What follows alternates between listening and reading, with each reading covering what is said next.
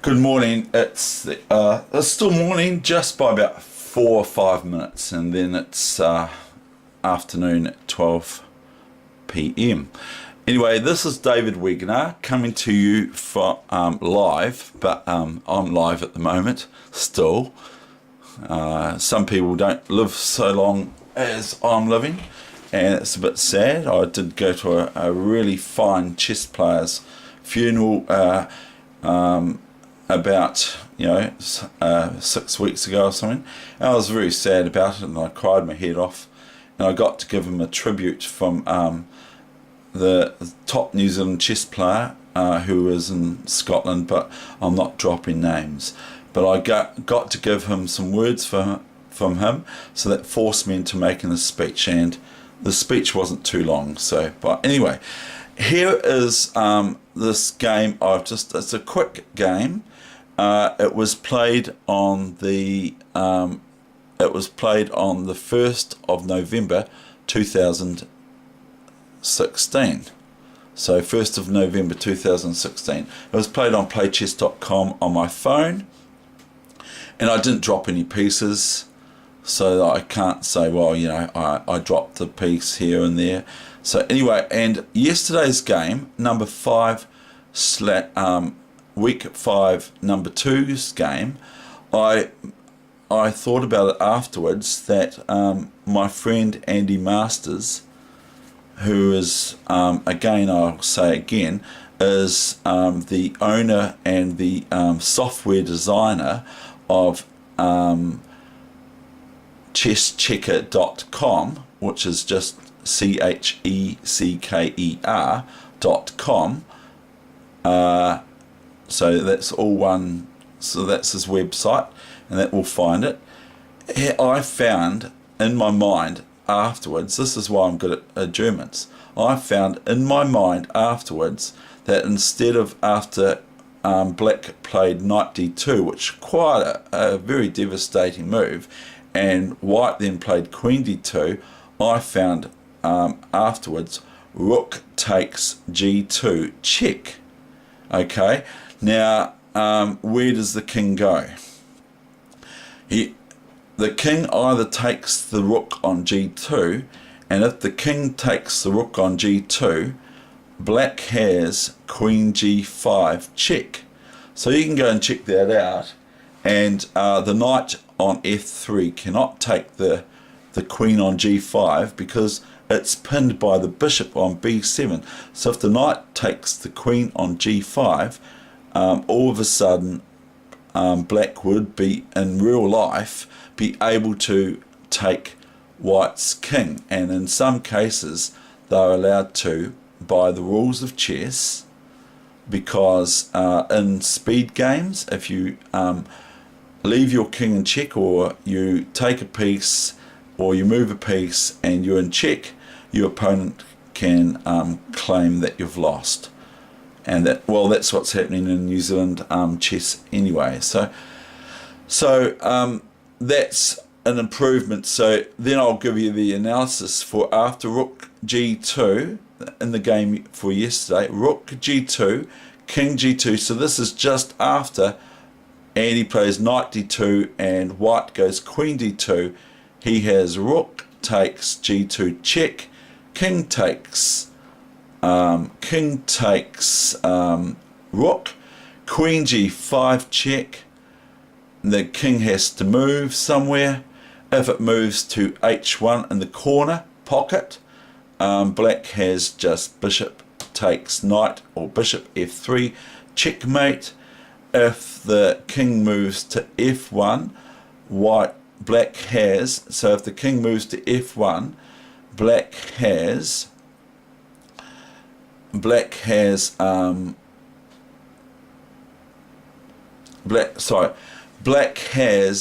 case bishop f3, and then all of a sudden black is threatening queen g2 check and queen g1 checkmate. Now white has got a rook on e1 and a queen on d2, and there's too many things to defend other than I've just thought of it, white can go queen d2 to f1, thereby if queen g2 check, king f1, king e1, and if black was silly enough to go queen g1 check or queen h1 check, then white would have the move to defend their king. Oh, sorry, they can't go to e1, you see. So white can't get out of the checkmate that's pending. So the only way that white can grab the rook and try to run away is by rook takes g2, king g2, queen g5 check, king h3. Then we've got bishop f3. Okay, now the only move, because black cannot go in that case after king h3, black cannot go queen to h5 check, because white gets some defense with knight h4, which might lose anyway, but I haven't really looked into it. So white, after king h3, black plays bishop f3, taking the knight, and then the threat is twofold: queen g4 check mate, or queen h5 and queen g4 checkmate. And white cannot get out of it, even if they play rook g1 to attack the queen. Black has in that case queen g5 to h5 check, and there's no move that white can put in between that check. And after king g3, which is forced, queen g4 checkmate. Now here's the game.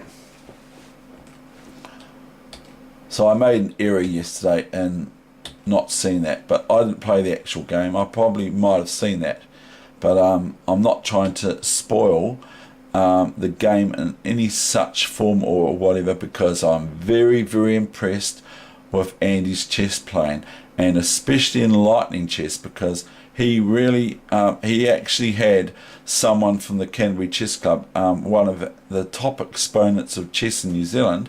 I'm not going to drop any names. He had this person on the back foot, so he's a very good chess player, but he does underestimate himself, which is very easy for people to do. So I'm now actually starting to think a bit more about my chess than I probably ought to. Now I play knight here. Okay, now this is just a quick game, and I might play some more depending on how long the video is for. So now we've got, for some reason, the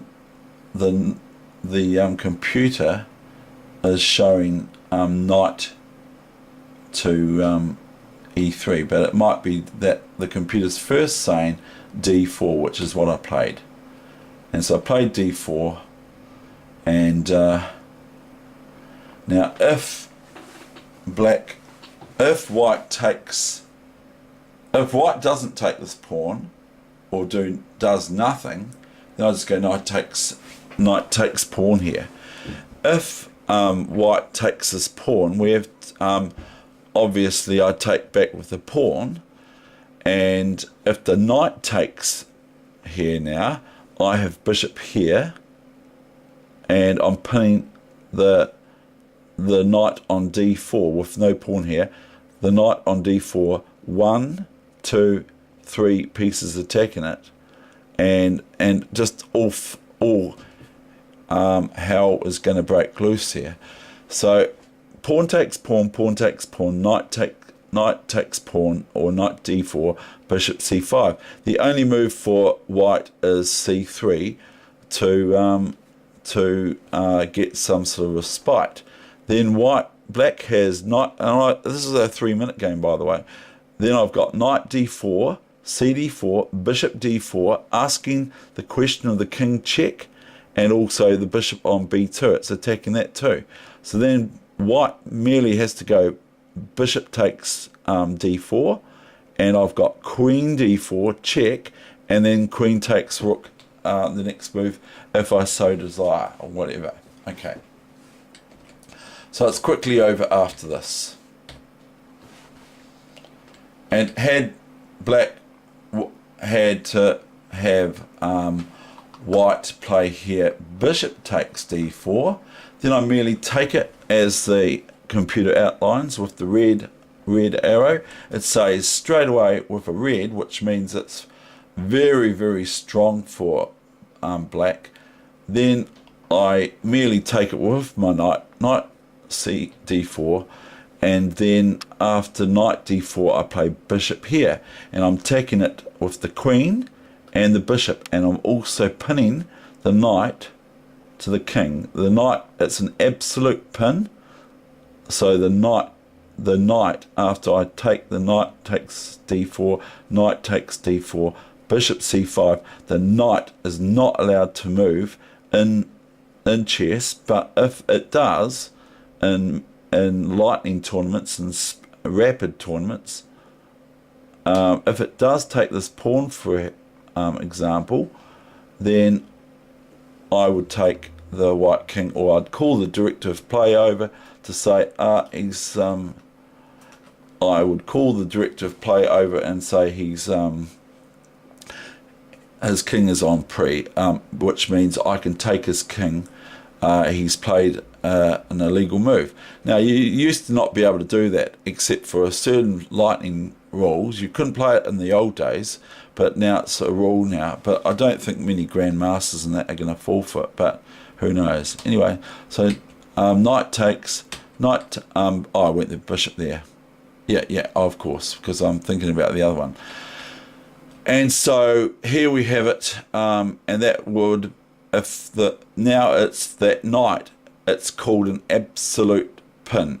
White cannot move the knight because it's an absolute pin. Whereas if I've already said this in previous coaching sessions, if this was a queen instead of a king, this knight can take this knight here, and thereby threatening my queen.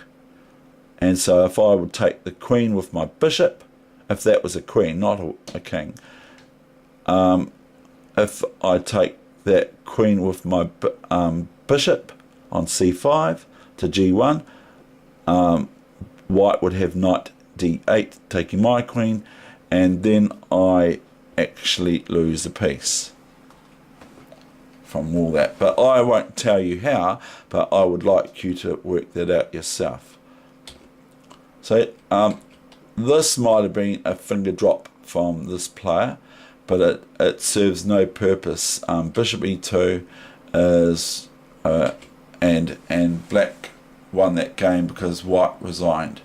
I won't drop the name, but you can read it. But my rating on there at that time was only 1646, and as I've already outlined, my rapid rating at January this year, and you can check this online because I played in quite a lot of chess tournaments in Napier, Gisborne, Auckland.